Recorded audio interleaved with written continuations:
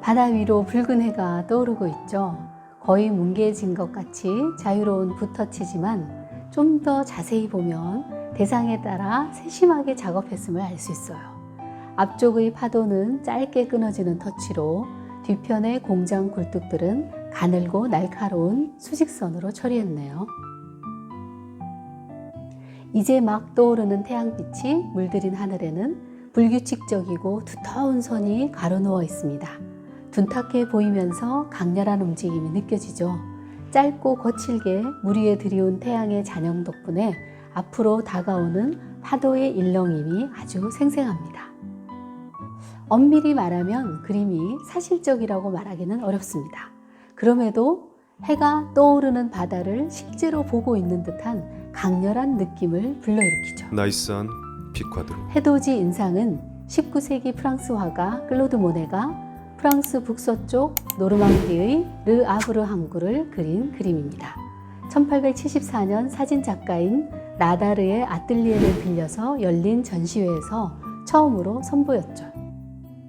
이 전시회는 아카데미를 중심으로 공고되던 공식적인 미학의 반기를 들고 자유로운 하풍으로 그림을 그리던 젊은 화가들이 주축이 된 전시회였습니다. 비평가 르루아가 전시회를 둘러본 후 인상주의자들의 전시회라는 비평문을 썼는데요. 인상 확실하다. 나는 정말 강한 인상을 받았다. 그러니 인상적인 것은 틀림없다. 그야말로 제멋대로 안일하게 그리다만 수준이다. 초벌로 그린 벽지도 이 바다 그림보다는 낫다 라고 악평을 했죠. 다소 경멸적으로 쓰였지만 인상주의와 인상주의자라는 말은 이렇게 해서 나오게 되었습니다. 이후 모네는 7번 더 개최되는 인상주의 전시회를 이끌어가는 중추적인 역할을 맡게 되는데요. 모네가 어떻게 이와 같이 혁신적인 그림을 그리게 되었는지 3개의 키워드로 살펴보도록 하겠습니다. 나이스한 피콰드로. 첫 번째 키워드는 물입니다. 클로드 모네는 파리에서 출생했지만 가세가 기울면서 5살 때인 1845년 가족이 모두 프랑스 노르망디의 항구 도시 르 아브르로 이주하여 성장기의 대부분을 바다와 함께 보냈어요. 자연스럽게 하늘이 비치는 바다, 물의 다양한 효과에 친숙하게 됩니다. 모네는 사실 어릴 때부터 데생의 소질이 있어서 캐리커처를 주로 그렸었는데요. 1858년 풍경화가인 의젠 부댕을 알게 되면서 유화에 입문하게 되죠. 그때 처음으로 그린 유화를 봐도 하늘과 바다가 비친 물의 표현이 예사롭지 않다는 것을 알 수 있죠. 1860년대에는 미술학교도 다니고 젊은 동료 화가들과 어울려 많은 그림을 그리는데요. 그 중에서 르누아르와 함께 그린 그림이 인상적입니다. 그림을 볼까요? 같은 풍경이지만 차이가 느껴지나요?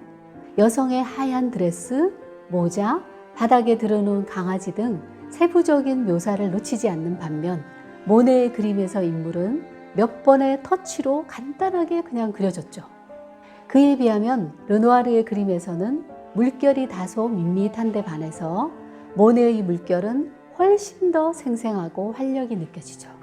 하얀색과 교차되어 무심한 듯 길고 짧게 가로선으로 칠해진 터키 블루 색깔은 마치 눈앞에서 물결이 일렁이는 듯한 느낌을 실감나게 살려냅니다.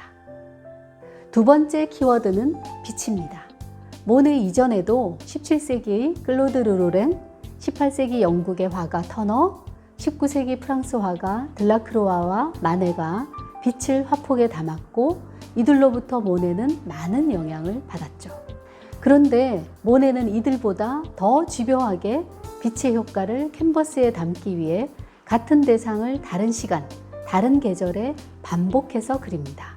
이렇게 해서 1875년에는 양산을 든 여인을 세 작품, 1877년에는 파리에 있는 생라자르 역을 12점, 1890년과 1891년 사이 건초 더미를 25점 그립니다. 1891년 여름에서 가을에는 포플러 나무를 23점, 1892년에서 1894년 사이에 루앙 대성당은 30점을 그립니다. 계절과 시간에 따라 시시각각 달라지는 빛을 포착하기 위해 같은 대상을 반복해 그림으로써 모네는 그림에서 주제는 더 이상 중요하지 않다는 것을 보여줍니다. 같은 대상이라 해도 색깔과 빛이 달라지면 완전히 다른 아름다움을 만들어낼 수 있다는 거죠. 그림 외적인 주제가 아니라 순전히 조형적인 요소만이 중요해지는 20세기 아방가르드가 멀지 않다는 것을 잘 보여주는 선구적인 작업이라고 할 수 있습니다. 모네의 창작을 이끌어간 세 번째 키워드는 정원입니다. 모네는 1871년에 아르장뚜에 의해 정원이 딸린 집을 세내서 이사하죠. 젊은 아내 까미우와 어린 아들 장과 함께 이 집에 살 때가 모네 인생에서 가장 행복했던 때가 아닐까 하는 생각을 하게 되는데요. 넓게 펼쳐진 집 정원 그림을 15점을 그립니다. 나폴레옹 3세가 통치하던 제2제정기 파리는 오스만 남작의 지휘하에 도시를 크게 통과하는 대로와 새로운 건축물로 건대화했을 뿐만 아니라 몽소공원, 비트쇼몽 공원 등 꽃을 심고 녹지를 조성해 시민의 휴식 공간을 많이 만들었는데요. 도시 전체에 나무와 꽃이 많아지자 정원이 딸린 집에서 많은 꽃들을 가꾸는 것이 일반 시민들에게도 유행처럼 퍼져나가게 됩니다. 아르장뚜이에서 모네는 집 정원뿐 아니라 아뜰리에가 딸린 배를 타고 도시를 가로지르는 생강 풍경을 많이 그렸어요. 해돋이 인상을 그린 것도 아르장뚜이에 살 무렵이죠.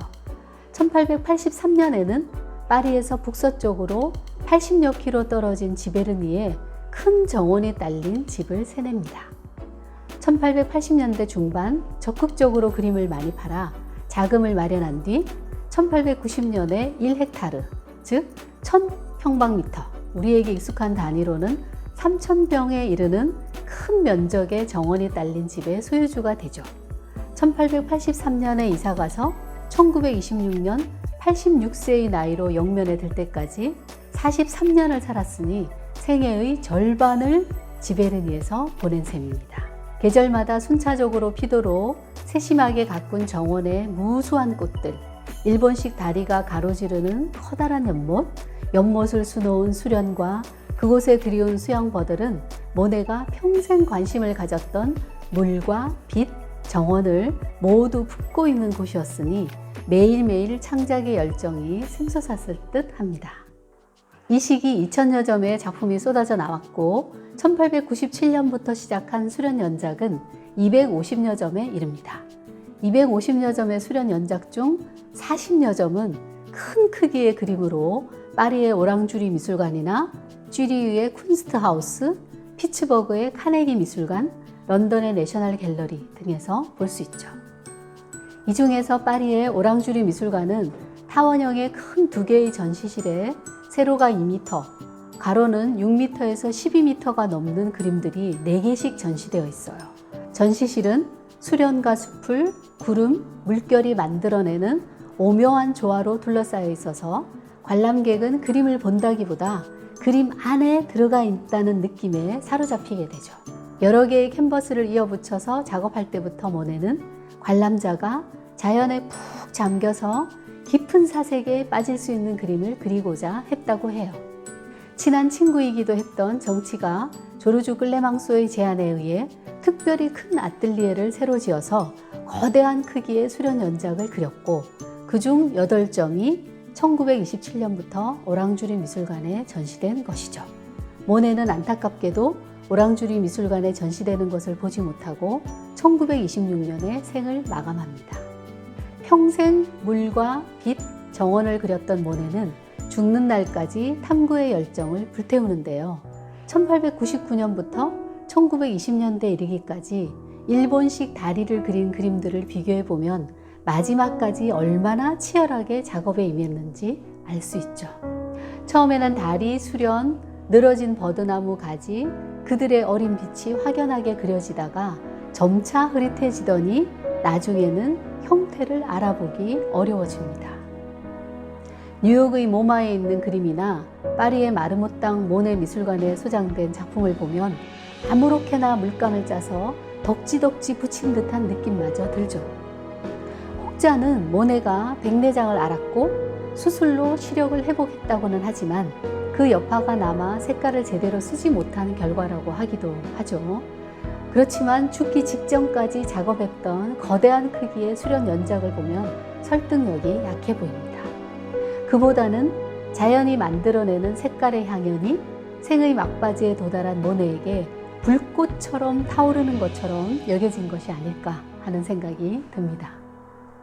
1950년대에 만개할 미국의 추상 표현주의를 미리 보여준 대담한 작품이라고 할 수 있겠죠. 모네와 함께한 오늘은 여기까지. 다음에 뵙겠습니다. 감사합니다.